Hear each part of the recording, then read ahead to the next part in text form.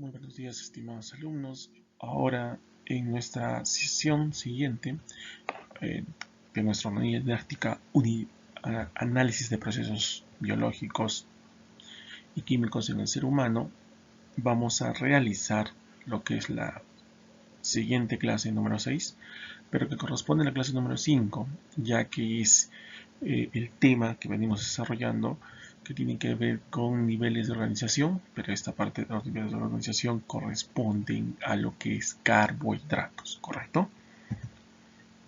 Esta parte lo hemos dividido en dos, como carbohidratos y funciones y clasificación de los carbohidratos, ¿correcto? Entonces estamos en el tema 5, hemos hecho niveles de organización biológica, ¿ya?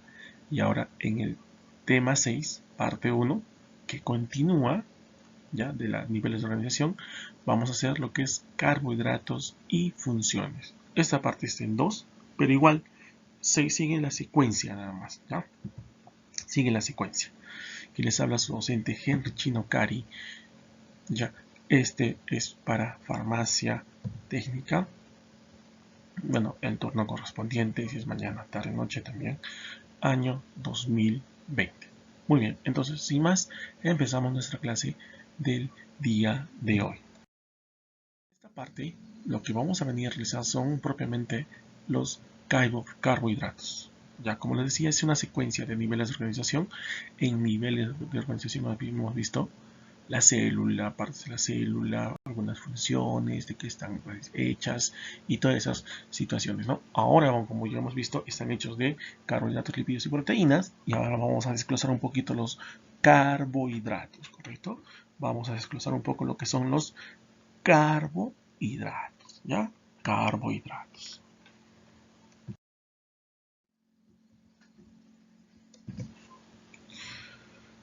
En esta parte se llaman, como los carbohidratos, ¿no? Se pueden llamar también hidratos de carbono, el mismo nombre carbohidratos, glúcidos, azúcares u osas. Toman estos nombres de acuerdo, vamos a ver que en el área donde han sido, en este caso, empleadas, en el área donde han sido no correspondientes han hecho sus estudios, vamos a decirlo de esa manera, ¿ya? Por eso toman esos nombres en diferentes áreas que se van a investigar, ¿ya? Sus funciones: función energética, función estructural, función informativa y función detoxificación. Cuatro funciones muy importantes, correcto, generales que tenemos que saber de los carbohidratos: función energética, función informativa, función estructural y función detoxificación. Cuatro funciones que nos vamos a hacer posible entender muchas cosas dentro de la, en este caso, de los niveles de organización a nivel celular. Pasamos por esa parte, ¿no? Definición de hidratos de carbono. En esta definición de hidratos de carbono, el nombre derivó cuando unos investigadores, ¿no? Uno de los primeros de los investigadores, ¿no? Que observaron que al calentar el azúcar obtenían residuos negros de carbón y gotas de aguas condensadas. De ahí que vino el nombre de hidratos de carbono. Además, en el análisis químico de los azúcares u otros carbohidratos indicaron que contenían únicamente carbono, hidrógeno y oxígeno, el famoso CHO, ¿ya? Y muchos de ellos tenían en su fórmula general carbono, hidrógeno, dos hidrógenos, un oxígeno, N es varios, esos muchos, en este caso en su fórmula general, N es muchos, entonces es por eso es que le llamaron, ¿no?, famoso CHO o hidratos de carbono. Incluye importantes compuestos como la glucosa, fructuosa, sacarosa, almidón, glicógeno, quitina y celulosa. Todos estos que son solubles en agua de manera general, ¿ya? Se clasifican de acuerdo a la cantidad de carbonos: monosacáridos, ¿no?, disacáridos, oligosacáridos y polisacáridos, ¿ya? Entonces tienen una clasificación los carbohidratos: monosacáridos, disacáridos, oligosacáridos y polisacáridos. Lo otro son, en este caso, funciones, ya, esos son la clasificación, lo otro son las funciones. Función energética. Los carbohidratos tienen una fuente de energía rápida.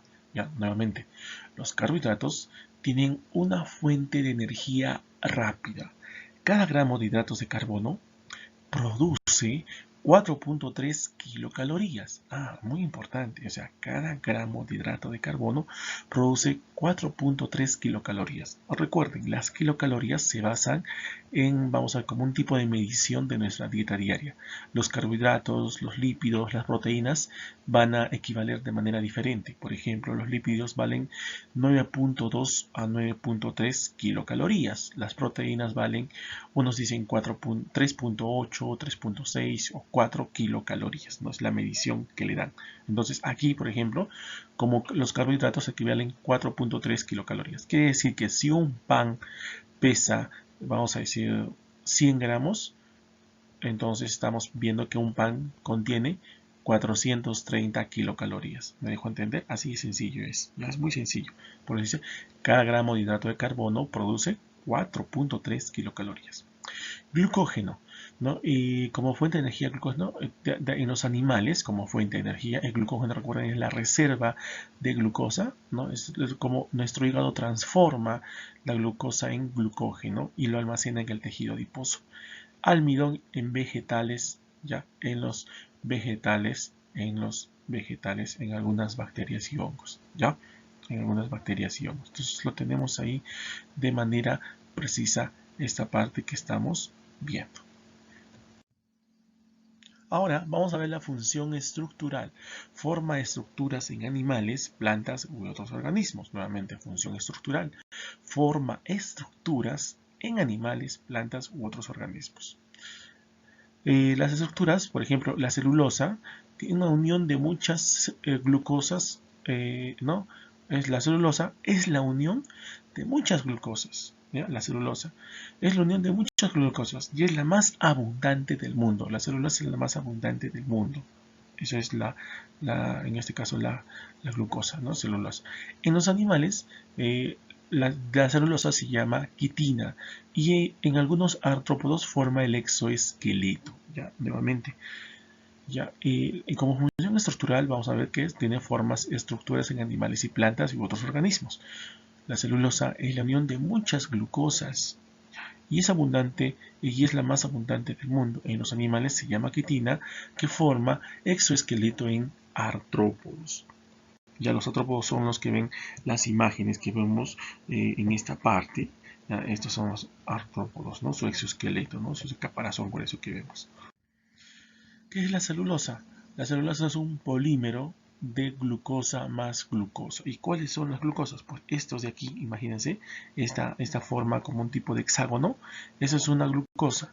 Y la celulosa, como ven aquí, mira cómo se saca la fibra, la microfibrilla, la micela y lo que es los enlaces entre estas glucosas, de glucosa, lógicamente, ¿no? Celulosa de glucosa.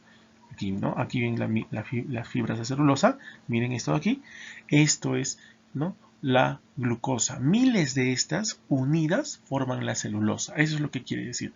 Las fibras forman parte o láminas en dirección alternante constituyendo un entramado en la pared celular, ¿no? Esto es lo que forma, esto es miles de, como dice, ¿no? De glucosas forman la celulosa, ¿ya? Y son muy difíciles de romper, son estables estos enlaces, ¿ya? Nosotros en nuestro organismo, por ejemplo, no lo podemos romper, ¿no? Pero sí sirve como, por ejemplo, como un tipo de laxante. Por ejemplo, el salvado de trigo es hecho de celulosa, ¿ya? ¿Ya? Es celulosa. Y en este caso nos sirve para, vamos a decir, para estreñimiento, como fibra, por ejemplo. Eso le llaman fibra. Función informativa. Aquí vamos a tomar unos minutos un poquito muy importantes, pues vamos a ver la función informativa. La función informativa sirve para el reconocimiento celular, reconocimiento de señales. Hemos visto que nuestra célula tiene una bicapa lipídica, ¿ya? La bicapa lipídica, ¿ya? La bicapa lipídica, ¿ya? En esta parte exterior, ya vamos a encontrar la función informativa, que es el glicocálix, que interviene en complejos procesos de reconocimiento reconocimiento celular en la aglutinación y en la coagulación, como por ejemplo la aglutinación y coagulación que tienen que ver, por ejemplo, con la sangre. Son muy importantes, ojo, precursores de ciertos lípidos, proteínas y ciertas vitaminas. Nuevamente, la función informativa tiene que ver con señales de reconocimiento celular, pero de la membrana celular. Y ahí vamos a encontrar el glicocálix, ¿ya? El glicocálix. Intervienen en complejos procesos de reconocimiento celular, ¿ya? Como por ejemplo en la aglutinación y coagulación. Precursores de ciertos lípidos, proteínas y ciertas vitaminas. Entonces, la función informativa es de relevancia porque permite reconocer las señales de la membrana celular, las señales que van a venir del exterior, ¿no? Para que la célula pueda reconocerla, ¿ya? Por ende, hemos visto importante el ejemplo de la sangre, ¿ya? El ejemplo de la sangre.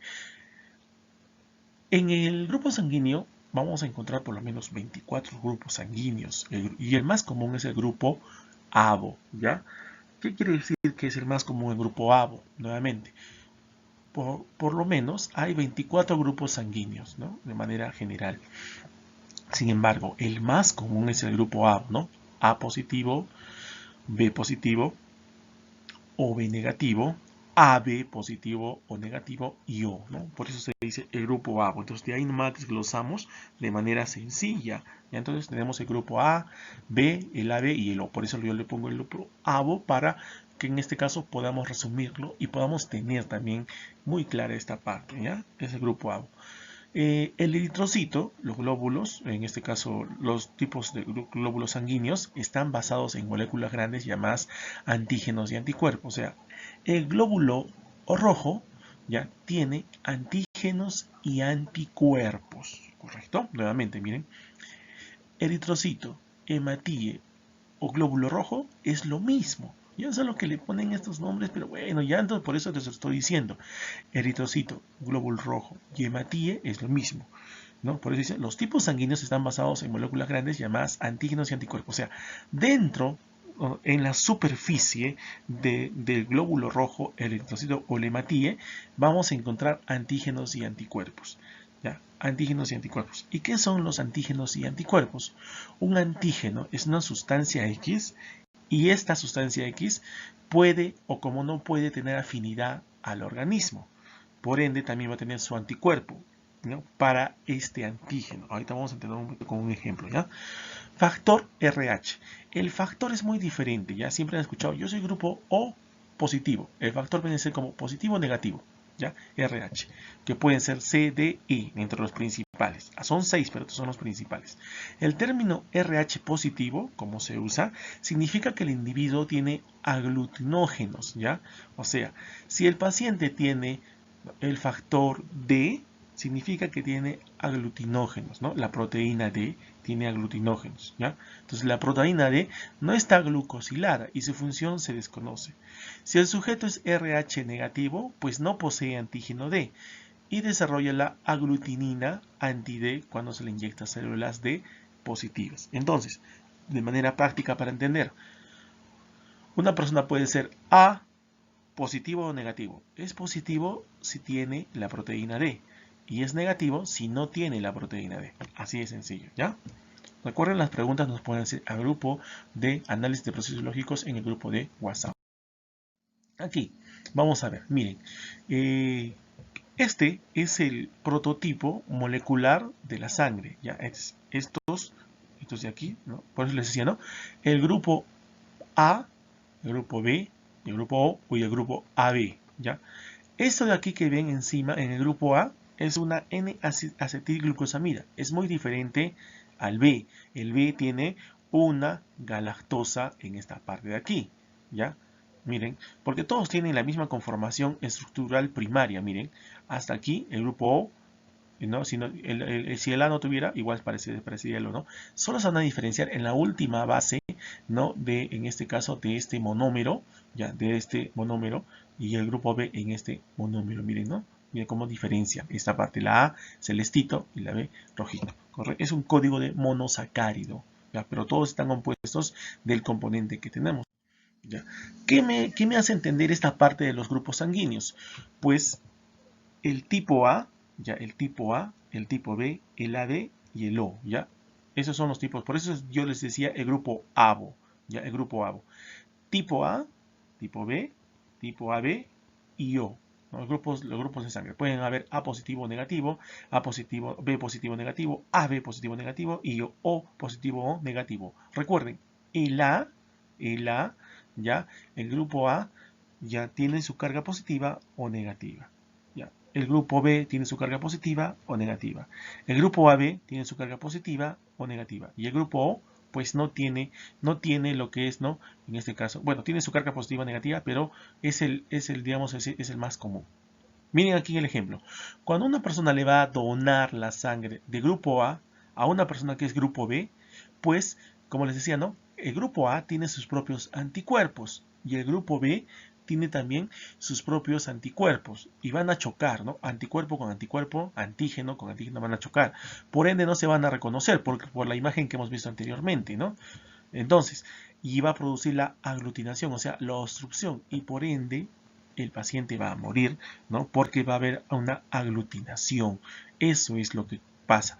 Por eso el A con el B no son compatibles. ¿Por qué? Porque tiene antígenos y anticuerpos. Y aquí lo estamos demostrando en esta imagen, ¿no? Si yo soy A, voy a tener los propios antígenos y anticuerpos. Y si voy a donar a un B, el B va a tener otros antígenos y otros anticuerpos. Por ende, estos no van a, como se dice, ¿no? Entenderse en la señalización celular y van a obstruirse y por ende va la persona a morir por, en este caso, aglutinación, ¿no? Coagulación de la sangre, no coagulación, sino aglutinantes que van a obstruir el grupo sanguíneo. Muy bien, aquí tenemos, miren, A, B, ¿no? No, el O, miren aquí, el O está en todas. El O positivo es el donador universal. Dona tanto al A, al B, al AB, al O, ¿ya? Positivo. Y el B es el receptor universal. Recibe tanto del A como que del B, ¿ya? Y como que del AB, ¿ya? Por eso dice receptor, recibe, ¿ya? Receptor universal. El O dona, el O da a todos los grupos, al A, al B y al AB, ¿ya? Y el AB es el receptor universal, recibe tanto del A, del B y como del AB, ¿correcto? Hasta ahí estamos ok. Ahora, el A solo recibe del A o del O. El B solo recibe del B o del O. ¿Correcto? Entonces, por eso, el O da a todos estos, al A y al B y a la B. Por eso es el donador universal. Y el B recibe de todos los demás grupos. Nuevamente, por eso el AB es el receptor, el que recibe, y el O es el que dona, el que da, donador universal. Espero que esta parte me hayan entendido. Es muy sencillo. Estoy explicando. Otro ejemplo más para culminar esta parte sería el proceso de la enfermedad hemolítica en el recién nacido, ¿no?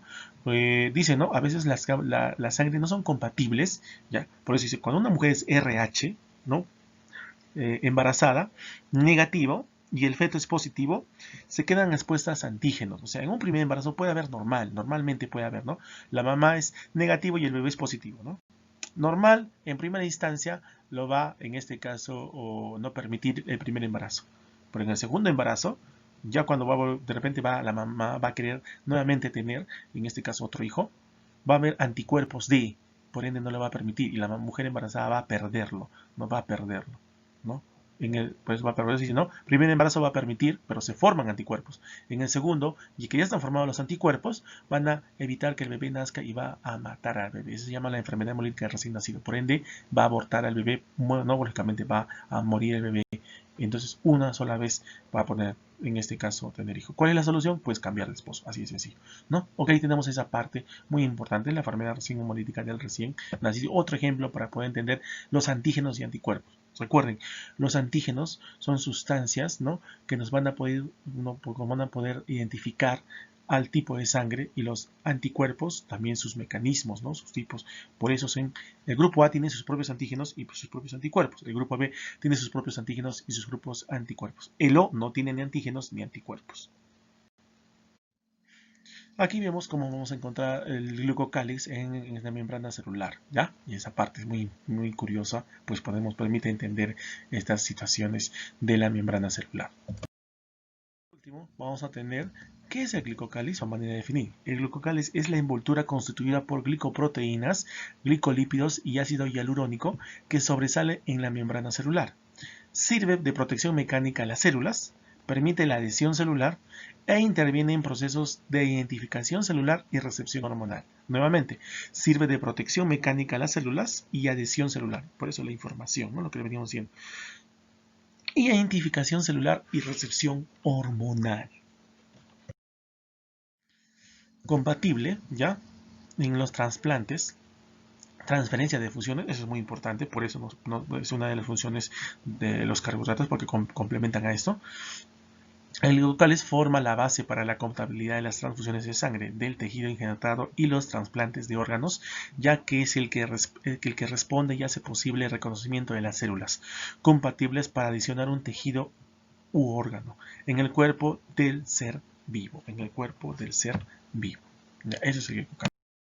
Por último, tenemos la función de detoxificación. En las células del hígado, en los hepatocitos, los carbohidratos no funcionan con la función de detoxificación. Hepatocitos, en el retículo endoplasmático liso, ya allí van las toxinas, lo van a detoxicar de dos maneras, como oxidación y conjugación, ¿no? En el hígado va a haber eso, conjugación y oxidación, ¿ya? Lo pone y lo ubica en el bloque molecular, este proceso, y lo vuelve más soluble el ácido glucurónico, ¿no? Entonces, es esta parte, la función de detoxificación, ¿no? Función de detoxificación de los carbohidratos, ¿no? Oxida las sustancias en el retículo endoplasmático liso y en los hepatocitos. Lo oxida, lo conjuga y luego se elimina a través de la orina, las heces que se va a verse mencionado, ¿ya? El ácido glucurónico juega un rol importante en esta parte. Muy bien, estimados alumnos, muchísimas gracias. Aquí vamos a continuar nuestra siguiente sesión con las clases de lo que es clasificación de carbohidratos. Sin más me despido, hasta la siguiente. Que tengan un excelente día.